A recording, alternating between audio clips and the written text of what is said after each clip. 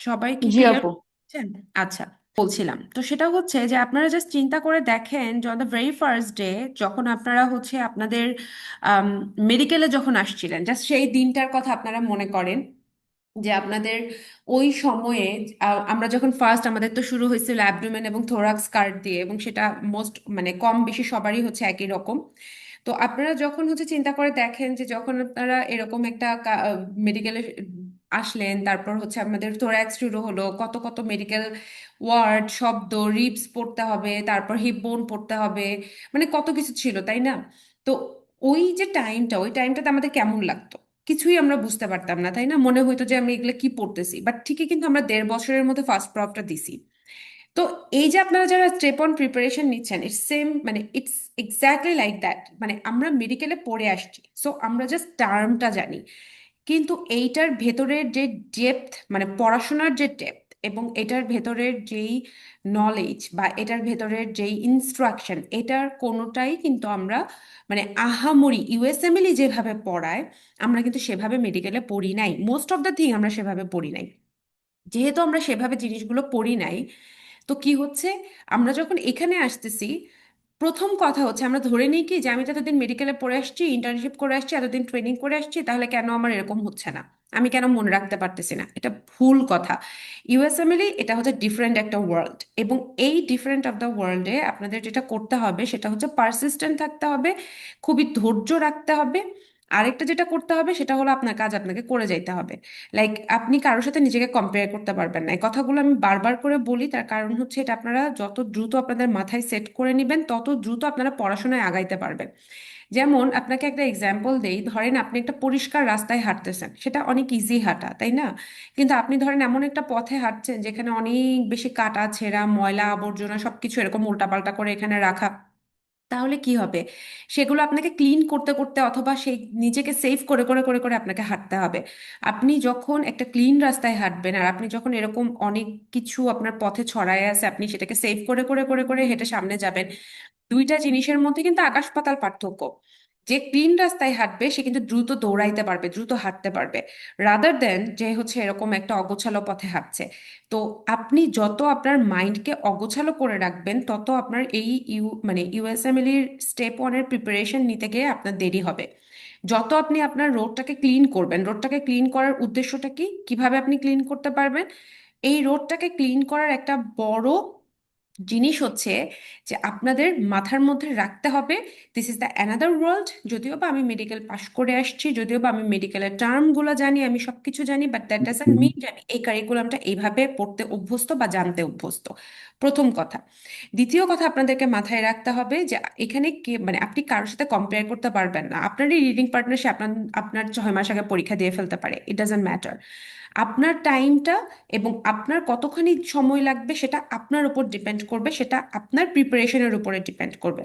এটা হচ্ছে আরেকটা জিনিস। আর আরেকটা ব্যাপার হলো যে আপনাদেরকে মাথায় রাখতে হবে যে আপনারা ফার্স্ট টাইম যারা পড়ছেন, ফার্স্ট টাইম পড়াশোনা করার পরে it will be very difficult যে আপনারা ফার্স্ট বার পড়ার পরে সবকিছু জেনে যাবেন, সবকিছু হয়ে যাবে, আপনার মনে থাকবে না, থাকবে না। আপনি প্রথমবার পড়বেন, আপনি জাস্ট একটা সিস্টেমটা পুরাটা থরলি আপনি পড়ে গেছেন, সো আপনি হচ্ছে জিনিসটা সম্পর্কে একটা আইডিয়া থাকলো। এটাকে যখন আপনি সেকেন্ড টাইম আবার পড়তে যাবেন, তখন আপনি দেখবেন যে ফার্স্ট টাইমে যেটা আপনার অলরেডি রেসিডুয়াল নলেজ হয়ে গেছে, সেগুলোতে আপনার অসুবিধা হচ্ছে না, নতুন কিছু জায়গায় আপনার প্রবলেম হচ্ছে। সেখানে যে আপনার প্রবলেম ছিল সেটা আপনি প্রথমবার বুঝেনি নাই, যেখানে আমার প্রবলেম ছিল, সেটা আপনি সেকেন্ড টাইম যখন পড়বেন তখন আপনার কাভার হবে। তো সব থেকে বড় সুবিধাটা হচ্ছে যে এই যে যখন আমি প্রতিটা জিনিস এক্সপ্লেইন করে দিচ্ছি, আপনারা ধরেন আম, পুরাটাকে যদি আপনারা গ্রিপ করতে নাও পারেন, একটা মানুষ প্রথমবার যে কোনো কিছু যখন পড়ে তখন 60 টু মানে 65% গ্রিপ করতে পারে, এটা পুরা মানে একদম এভারেজ। লাইক আমি নিজেও নিজেকে এভারেজ ক্যাটাগরির স্টুডেন্ট মনে করি, সো হচ্ছে যারা এভারেজ স্টুডেন্ট সবার জন্য, আর যারা হচ্ছে আরো বেশি ব্রিলিয়েন্ট তাদের ক্ষেত্রে পার্সেন্টেজটা আরো বেশি, সেটার কথা বাদই দিলাম। তো 60 টু 65%। সেকেন্ড টাইম পড়ার পরে তখন হচ্ছে মানে এই যে গ্রাফটা, সেই গ্রাফটা হচ্ছে যে আস্তে আস্তে আস্তে আস্তে করে বাড়ে। তখন দেখা যাবে যে 70 টু 75%, তারপর এবার 80%, এরকম করতে করতে করতে করতে লাইক মোর দ্যান 90%-এ যে থাকে। তো এখন কথা হলো যে আপনারা ফার্স্ট টাইম যারা পড়তেছেন, আপনারা এখান থেকে নলেজ পাবেন ধরেন 60 টু 65%। কিন্তু আপনি যখন সেকেন্ড টাইম পড়বেন, এই যে আমি অনেক কিছু যেগুলো বলছি, যেটা হয়তো বা আপনি প্রথমবার অনেকবার মানে প্রথমটা বারে আপনি বোঝার পরেও হয়তো বা আপনি বুঝতে পারছেন না যে আপনি কোথায় বুঝেছেন কোথায় বোঝেননি, বা আদতে বুঝেছেন কি বোঝেননি, এইটা যখন আপনি সেকেন্ড টাইম পড়বেন দেখবেন এই আমি যে কথাগুলো বলেছি এই জিনিসটাকে তখন আপনারা ইজিলি বুঝতে পারবেন। কিভাবে সেটা বুঝতে পারবেন?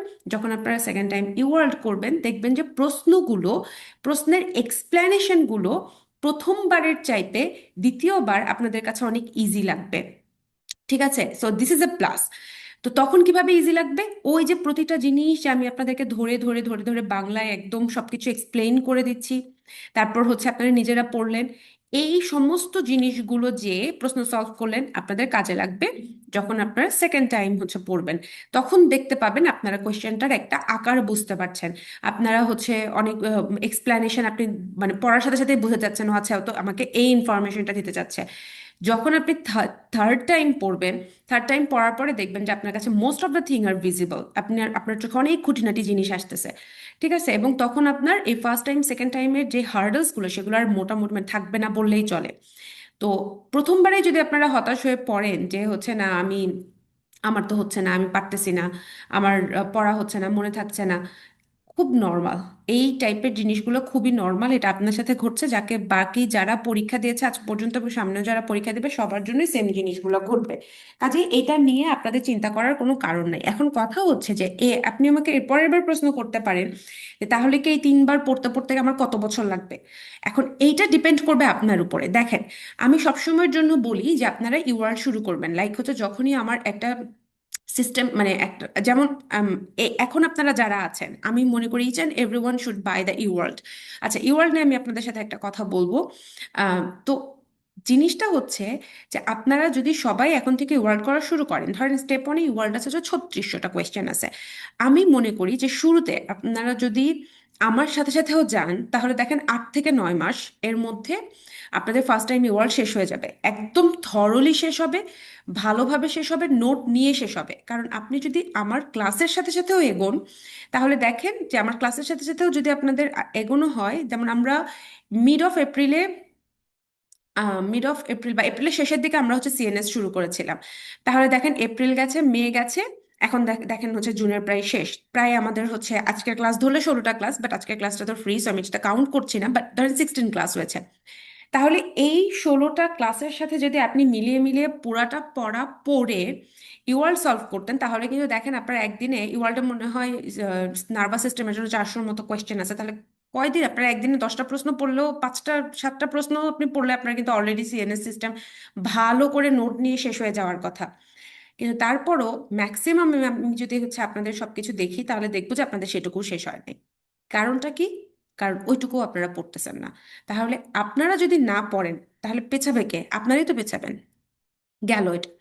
তারপরে দেখেন আরেকটা জিনিস, যে যখন আপনার ফার্স্ট টাইম লাইক 8 মাস থেকে 9 মাসের মধ্যে শেষ হয়ে যাবে, তারপরে আপনাদের হাতে থাকবে ধরেন সেকেন্ড টাইম যখন আপনারা পড়বেন তখন আমি মনে করি each and every one should complete every day like 40 question must, 40-র উপরে করতে পারলে বেটার, বাট আমি দেখেছি 40 to 45 কোয়েশ্চেন করতে অনেক ডিফিকাল্ট হয়ে যায়।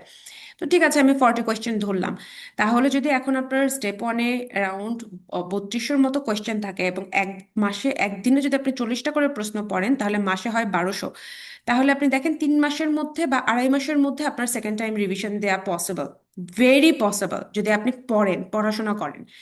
তাহলে যদি আপনি এখানে আড়াই মাস সময় নেন তাহলে দেখেন 1 বছর। এবং এই 1 বছর পরে আপনার অলরেডি দুইবার পড়া হয়ে গেছে, আপনি অলরেডি হচ্ছে খুব ভালোভাবে আপনার থরলি সবকিছু হয়ে গেছে, সো অলরেডি আপনি 75% আপনার রিটেন হয়ে গেছে, সেই লেভেলে আপনি আছেন। এখন আপনার কি করতে হবে?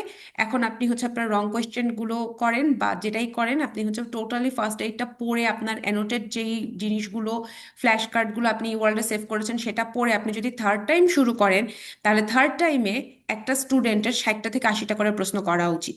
মেইনলি হচ্ছে 2টা করে ব্লক সলভ করতে পারার কথা এবং সে পারে।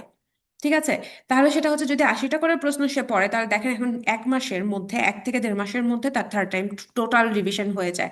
তাহলে সেটা আপনার কতদিন লাগছে? এই 1 থেকে 1.5 মাসের মধ্যে তখন আপনি কি করবেন? এনবিএমই দিবেন, এনবিএমই সলভ করবেন, নিজেকে জাজ করবেন, টোটালি আপনি ইউআরএল শেষ করবেন, আপনি ফার্স্ট এইড পড়বেন, এবং তার পাশাপাশি মাইক্রো এবং ফার্মার জন্য যে স্কেচই পড়া হয়েছিল সেটা রিভিশন দিবেন, প্যাথমার প্রথম 4টা চ্যাপ্টার রিভিশন দিবেন।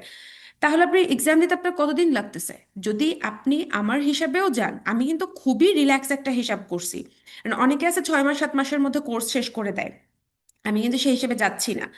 কেন যাচ্ছি না? কারণ 6 থেকে 7 মাসের মধ্যে আসলেই স্টেপ অন পরীক্ষা দিলে, বা মানে পরীক্ষা দেওয়ার কথা বলতেছি না, স্টেপ অনের প্রিপারেশন নিলে আপনার অনেক বেশি ল্যাকিংস থেকে যাবে, যেটা আপনি পরবর্তীতে যেয়ে সেই ধরাটা খাবেন। দেখা যাবে যে আপনার সেকেন্ড টাইমে স্কোর বাড়তেছে না, এনবিএমইতে স্কোর বাড়বে না, তখন আপনি হতাশ হয়ে যাবেন। কিন্তু ফার্স্ট টাইমে যদি আপনি প্রপার নলেজটা গেইন করে এগোন, তাহলে দেখবেন যে আপনি ফার্স্ট এনবিএমই দেওয়ার সাথে সাথে আপনার স্কোর অ্যারাউন্ড 60%-এর কাছাকাছি থাকবে, সেটা বাড়াতে বাড়াতে আপনার 70%-এর কাছাকাছি চলে গেলে ব্যাস, you are ready to go for exam. তো অ্যারাউন্ড লাইক দেখেন, মানে লাইক 1 বছর 2 মাস, 1 মাস বা 2 মাসের মধ্যে আপনি পরীক্ষা দেওয়ার জন্য প্রিপেয়ার্ড। এখন কথা হলো যে আমি আমার কাজটা করতেছি, আপনারা আমার ক্লাস অ্যাটেন্ড করছেন, এর পরের ধাপটা কিন্তু আপনাদের। আপনি আপনাকে কতটুকু মানে জাজ করতেছেন, আপনি আপনাকে কতটুকু পড়াশোনার টেবিলে বসাচ্ছেন, আপনি কতটুকু পড়াটা রিকল করতেছেন, আপনারা কতটুকু সেই জিনিসটাকে নিয়ে চিন্তা ভাবনা করতেছেন, সেইটা কিন্তু আপনার টেবিলের ব্যাপার, সেটা কিন্তু আমার টেবিলের ব্যাপার হচ্ছে না। আমি কিন্তু আপনাদেরকে সিস্টেম বলে দিচ্ছি, আমি আপনাদেরকে প্রতিটা জিনিস প্রতিটা টপিকস ধরে ধরে বলে দিচ্ছি, কোনটা হাইল সেটা বলে দিচ্ছি, কোন জায়গাটা থেকে আপনি প্রশ্ন পাবেন সেটাও আমি বলে দিচ্ছি। আম, এক সময় এরকম হতো যখন তালহা নতুন নতুন জয়েন করছিল, তখন হচ্ছে দেখা যেত কি, যখন আমি ক্লাসে পড়াগুলো পড়াইতাম, আমি যখন বলতাম যে এগুলো ইউয়ার্ল্ডের প্রশ্ন, এখানে এখানে এটা আছে, তো ইউয়ার্ল্ড সলভ করতে গিয়ে সবসময় তালহা আমাকে ফিডব্যাক দিত যে আপু এটা আপনি বলছিলেন, মানে যা যা বলছিলেন ঠিক সেই সেই প্রশ্নগুলো ইউয়ার্ল্ডের মধ্যে আছে। কারণ এটা খুবই নর্মাল না? এখন আপনি চিন্তা করে দেখেন যে আপনি কিভাবে পড়বেন।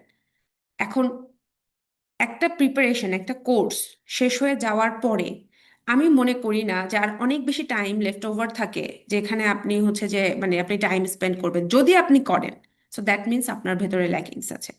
সো সেটা ল্যাকিংসটা কোথা থেকে আসতেছে? আপনি জাস্ট হচ্ছে মানে শুনে যাচ্ছেন, আপনি প্যাসিভলি শুনে যাচ্ছেন। শুনেন, পড়ার শোনাটা কিন্তু হচ্ছে যে একটা প্যাসিভ জিনিস। প্যাসিভ কাজ আপনি যত বেশি করবেন, তত হচ্ছে যে আপনি কিন্তু লুজার হবেন। তাহলে প্যাসিভ কাজ ছাড়া কি আপনি অ্যাক্টিভ কাজ করতে পারবেন? না, পারবেন না, সেটা পসিবল না। ডেফিনেটলি আপনার এই প্যাসিভ ওয়ার্ক লাগবে, কিন্তু with the help of this passive work আপনাকে কি করতে হবে? অ্যাক্টিভ ওয়ার্কে কনভার্ট করতে হবে। সেই অ্যাক্টিভ ওয়ার্ক কোনটা? ইওয়ার্ল্ড করা। সেই অ্যাক্টিভ ওয়ার্ক কোনটা? রিকল করা। ঠিক আছে?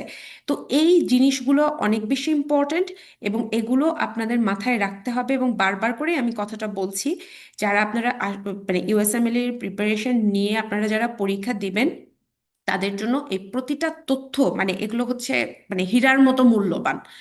এই প্রতিটা কথা হীরার মতো মূল্যবান। কাজেই আমি আপনাদেরকে টাইম পিরিয়ডও ভাগ করে দিলাম যে কিভাবে পড়বেন।